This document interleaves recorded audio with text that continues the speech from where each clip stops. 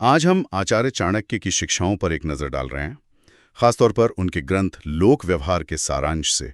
ये ग्रंथ सार्वजनिक जीवन में व्यवहार, सामाजिक रिश्तों और मानव मनोविज्ञान पर केंद्रित है। हाँ बिल्कुल। और इसका मकसद है चाणक्य के उन विचारों को समझना जो जो आज भी काम के हैं। सही कहा। व्यक्तिगत आचरण से लेकर राजनीति और कूटनीति तक। चलिए शुरू करते हैं।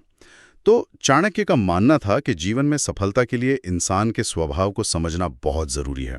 हाँ, मतलब लोग अक्सर अपने स्वार्थ, अपनी भावनाओं या महत्वाकांक्षाओं से चलते हैं। और ये समझ उनके हिसाब से बेहतर फैसले लेने में मदद करती है। बिल्कुल। जैसे वो कहते हैं ना कि उस व्यक्ति पर कभी पूरी तरह भरोसा मत करो जो बहुत ज्यादा भावनाओं के असर में हो। चाहे वो प्यार हो, गुस्सा हो या दुख। हाँ, ये एकदम व्यवहारिक बुद्धि की बात है। और इसी समझ से जुड़ा है उनका कूटनीति और सामाजिक व्यवहार का सिद्धांत। हाँ, मतलब समाज में कैसे व्यवहार करें। सोच समझकर बोलना, उद्देश्य के साथ काम करना और बेवजह के झगड़ों से बचना। उनकी वो बात बहुत मशहूर है, तभी बोलें जब आपके शब्द आपके चुप्पी से ज्यादा कीमती हो। हाँ, इसमें एक गहरा मतलब है ना कि ईमानदारी रखते हुए भी डिप्लोमेटिक कैसे बने। सही। सिर्फ बोलना या चुप रहना नहीं, बल्कि सही वक्त पर सही तरीके से बोलना। और आज की दुनिया में तो जहाँ हर कोई हर वक्त बोल रहा है, शायद सोच समझकर चुप रहना ज्यादा जरूरी हो गया है। हाँ, ये आपको गैर जरूरी विवादों से बचाता है और आपकी बातों का वजन भी बढ़ता है। अच्छा, अब रिश्तों पर आते हैं, खासकर दोस्ती और भरोसे पर। चाणक्य ने इस पर भी काफी कुछ कहा है। हाँ, उनका सुझाव था कि दोस्त बहुत सोच समझकर बनाने चाहिए। और शायद ये भी कि आंख बंद करके भरोसा करना ठीक नहीं। बिल्कुल। असली दोस्तों की पहचान तो मुश्किल वक्त में ही होती है। चाणक्य चेतावनी भी देते हैं कि जरूरत में साथ देने वाला ही सच्चा दोस्त है, पर पैसा या ताकत अच्छे को बदल सकती है। उन्होंने तो यहाँ तक कह दिया कि एक झूठे दोस्त से तो सांप भी कम खतरनाक होता है।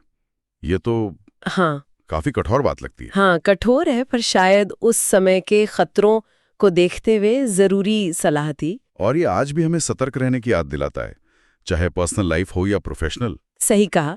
अपनी पूरी योजनाएं या कमजोरियां सबको बताना समझदारी नहीं है। और इसी से जुड़ी उनकी एक और सलाह है, बेईमान या हद से ज्यादा इमोशनल लोगों से दूरी बनाना। हाँ बिल्कुल। फिर बात आती है धन और अनुशासन की। इस पर भी उनके विचार बहुत स्पष्ट हैं। हाँ, पैसा।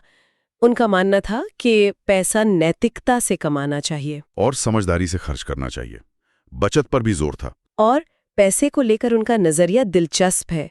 वो कहते थे पैसा वफादार सेवक है अगर उसे सही ढंग से रखा जाए, और सबसे बुरा मालिक अगर वो आप पर हावी हो जाए। आज के लिए ये बहुत प्रासंगिक लगता है। बिल्कुल।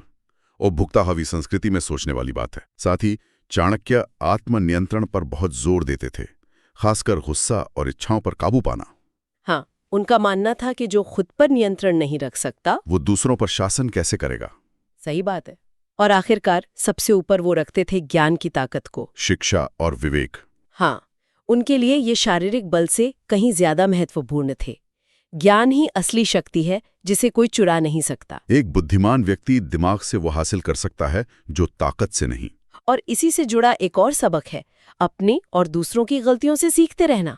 ये भी ज्ञान का ही हिस्सा है। तो संक्षेप में देखें तो लोक व्यवहार सिर्फ नियमों की किताब नहीं है। नहीं, ये एक तरह से दुनिया को समझने और उसमें सम्मान और सफलता के साथ जीने के लिए एक रणनीतिक गाइड है। हाँ, ये दिखाता है कि व्यवहार, रिश्ते, संसाधन, ये सब कैसे काम करते हैं।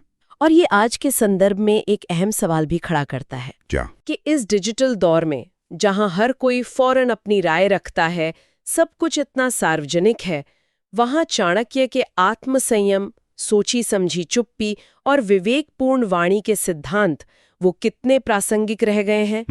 क्या आज इनकी जरूरत पहले से भी ज्यादा है? इस पर सोचना वाकई दिलचस्प हो सकता है।